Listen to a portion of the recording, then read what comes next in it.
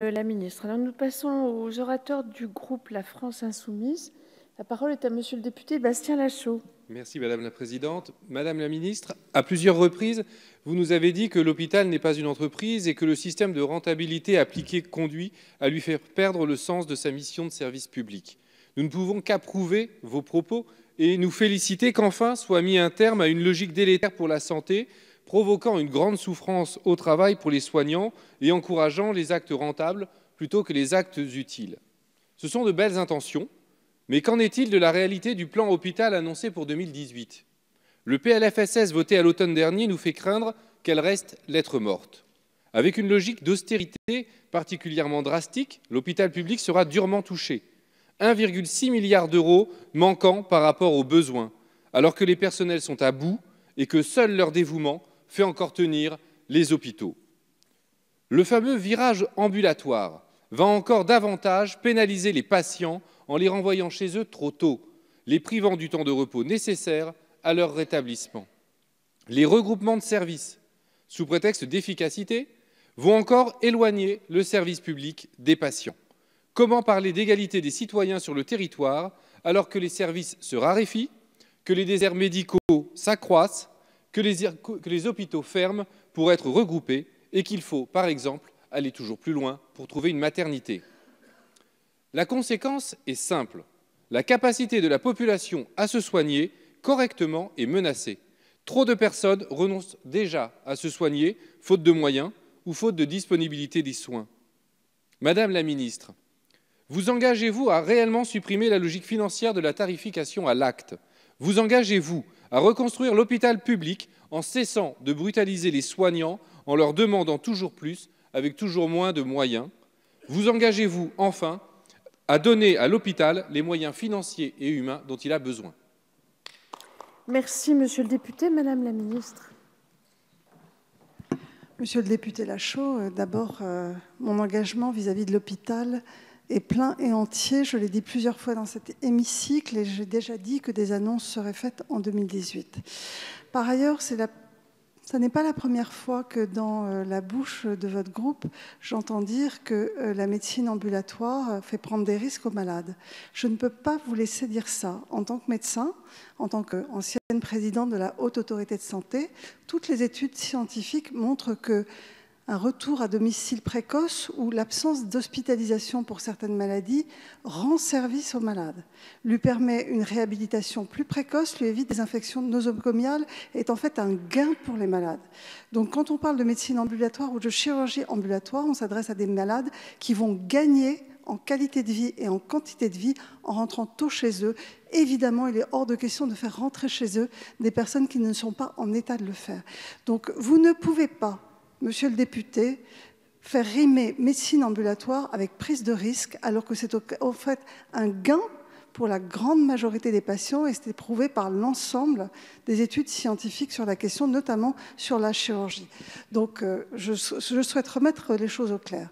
Donc il y aura évidemment un virage ambulatoire, non seulement pour la chirurgie, mais aussi parce que beaucoup de maladies aujourd'hui peuvent être prises en charge en ville. On sait très bien, par exemple, qu'un certain nombre de cancers sont traités par chimiothérapie par la bouche, per-os, et n'ont plus besoin d'hospitalisation de fait. Elles sont suivies en consultation. C'est ce qu'on appelle la médecine ambulatoire. Et donc, elle va se développer de facto parce que de plus en plus de médicaments n'ont pas besoin d'être donnés à l'hôpital en hospitalisation et par voie veineuse. Donc l'hospitalisation va se réduire, c'est un fait, c'est structurel et c'est lié au progrès médical. Ce n'est pas une prise de risque pour les malades, bien au contraire. Merci Madame la ministre. La parole est à présent à Madame la députée Caroline Fiat. Merci Madame la Présidente. Madame la Ministre, votre gouvernement, comme les précédents, demande à l'hôpital public toujours plus d'économies. Plus d'1 milliard d'euros au dernier PLFSS. La même logique prévaut encore et encore la rentabilité. Mais jusqu'où et à quel prix ? Sous le vocable de contrats d'objectifs et de moyens, de contrats de pôle, sous le pouvoir exorbitant des directeurs, eux-mêmes aux ordres des directeurs d'ARS, c'est une pression insupportable qui s'exerce sur le personnel médical et soignant. Aujourd'hui, sous le voile pudique de risque psychosocial, c'est bien les biens de la souffrance au travail dont il est question. Cette logique de l'hôpital-entreprise est intenable et conduit régulièrement à des drames. Combien de suicides sur lieu de travail? Il y a moins de 10 jours, une aide-soignante, mère de famille au CHU de Toulouse. En novembre, un jeune neurochirurgien au CHU de Grenoble. Plus récemment, à l'hôpital de Denain, avec 2 passages à l'acte, dont un tragique. Combien d'autres avant? Comment peut-on mettre en danger la vie de celles et ceux qui sauvent celle des autres? Madame la ministre, vous qui, comme moi, êtes une professionnelle de santé, comment ne pas réagir? Combien de luttes et de grèves à l'hôpital public chaque jour? C'est sûrement à l'heure actuelle le secteur qui concentre le plus de conflits. Quand l'hôpital devient un lieu déshumanisé, quand le travail n'a plus de sens, quand l'on pousse les agents à l'épuisement professionnel, quand le harcèlement économique et la compétition deviennent la règle dans un lieu où l'on doit prodiguer le soin, cela interroge. Pour ma part, je considère qu'il est plus que temps d'agir et de donner les moyens humains et financiers à l'hôpital public. C'est notre bien commun. Les soignants et les patients méritent mieux qu'une médecine de comptable. Aussi, devant l'urgence et l'ampleur du désastre, je vous demande quelles mesures comptez-vous prendre, étant entendu que par mesures, je veux dire mesures concrètes, les rapports, eux, ont vécu. Merci Madame la députée. Madame la ministre.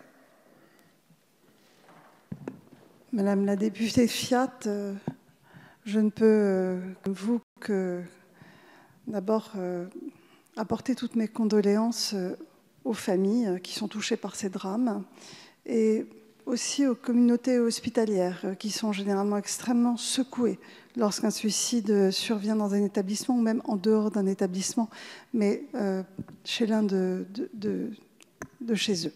Et donc, concernant l'hôpital de Denain, effectivement, il y a eu une tentative de suicide et un suicide en quelques jours. Dans cet hôpital, il est impératif qu'il y ait une réflexion collective sur les causes profondes de ces suicides, dont on le sait, vous comme moi, qu'elles peuvent être d'origine variée et parfois, évidemment, liées aux conditions de travail et parfois à des situations personnelles, parfois aux deux. Et donc, nous devons être vigilants à ne pas instrumentaliser ces suicides parce que, nous le savons, dans certains cas, les raisons peuvent être différentes des conditions de travail. Donc, pour autant, je ne nie pas la souffrance au travail des professionnels de santé aujourd'hui.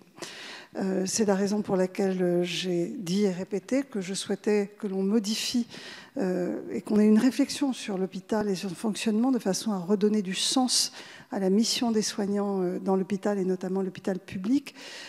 Donc ces travaux vont déboucher sur des propositions concrètes en 2018, comme je l'ai dit. L'objectif, c'est clairement de redonner du sens à la mission des soignants et de repositionner l'hôpital au sein de notre système de santé, lui redonner la place qui doit être la sienne. C'est un lieu d'inconditionnalité de l'accueil, c'est un lieu de formation, c'est un lieu de recherche, c'est un lieu où on fait des soins de qualité. Il est impératif de trouver les moyens de valoriser tout cela pour, évidemment, pour les soignants qui y travaillent avec un engagement absolument hors norme.